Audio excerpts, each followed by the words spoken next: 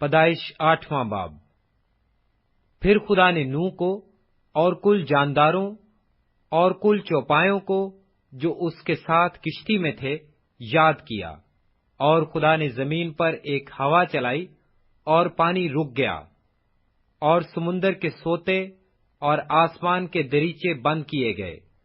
اور آسمان سے جو بارش ہو رہی تھی تھم گئی، اور پانی زمین پر سے گھٹتے گھٹتے 150 دن کے بعد کم ہوا، اور 7ویں مہینے کی 17ویں تاریخ کو کشتی ارارات کے پہاڑ پر ٹک گئی، اور پانی 10ویں مہینے تک برابر گھٹتا رہا، اور 10ویں مہینے کی پہلی تاریخ کو پہاڑوں کی چوٹیاں نظر آئیں۔ اور 40 دن کے بعد یوں ہوا کہ نوح نے کشتی کی کھڑکی جو اس نے بنائی تھی کھولی، اور اس نے ایک کوے کو اڑا دیا، سو وہ نکلا، اور جب تک کہ زمین پر سے پانی سوکھ نہ گیا ادھر ادھر پھرتا رہا۔ پھر اس نے ایک کبوتری اپنے پاس سے اڑا دی تاکہ دیکھے کہ زمین پر پانی گھٹا یا نہیں،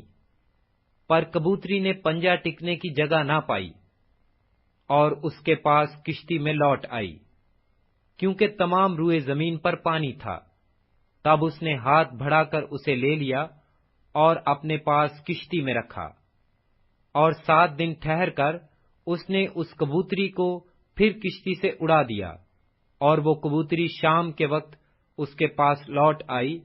اور دیکھا تو زیتون کی ایک تازہ پتی اس کی چونچ میں تھی۔ تب نوح نے معلوم کیا کہ پانی زمین پر سے کم ہو گیا، تب وہ 7 دن اور ٹھہرا، اس کے بعد پھر اس کبوتری کو اڑایا، پر وہ اس کے پاس پھر کبھی نہ لوٹی۔ اور 600 پہلے برس کے پہلے مہینے کی پہلی تاریخ کو یوں ہوا کہ زمین پر سے پانی سوکھ گیا، اور نوح نے کشتی کی چھت کھولی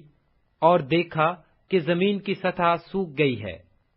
اور دوسرے مہینے کی 27ویں تاریخ کو زمین بالکل سوکھ گئی۔ تب خدا نے نوح سے کہا کہ کشتی سے باہر نکل آ،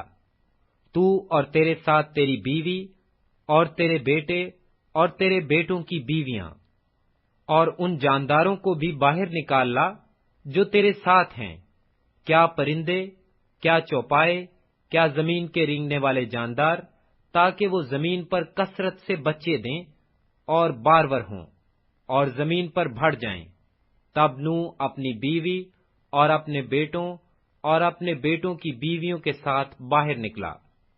اور سب جانور، سب رینگنے والے جاندار، سب پرندے اور سب جو زمین پر چلتے ہیں اپنی اپنی جنس کے ساتھ کشتی سے نکل گئے۔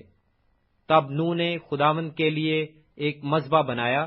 اور وہ سب پاک چوپایوں اور پاک پرندوں میں سے تھوڑے سے لے کر اس مذبح پر سوختنی قربانیاں چڑھائیں۔